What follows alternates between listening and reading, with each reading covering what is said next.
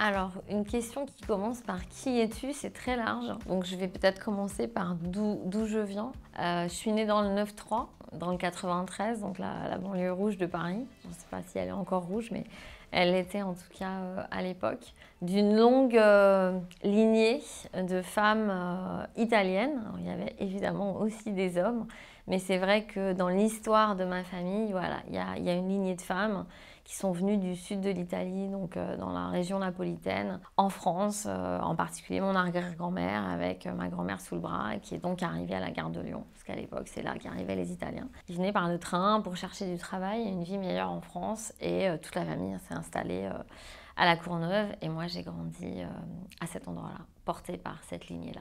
Alors je suis fille unique, j'ai été fille unique pendant longtemps. Et puis après, mes parents se sont séparés quand j'étais petite, hein, ce qui était un petit peu atypique à l'époque. Et donc j'ai un frère, mais voilà, avec qui je n'ai pas grandi, puisqu'on a 20 ans d'écart. Donc c'est mon grand petit frère. J'étais une enfant unique jusqu'à mes 20 ans. Donc du coup, c'est vrai que j'étais à la fois... j'avais besoin de pas mal d'introspection. Il y avait pas mal de moments où j'étais seule et finalement, ces moments-là, je les aimais.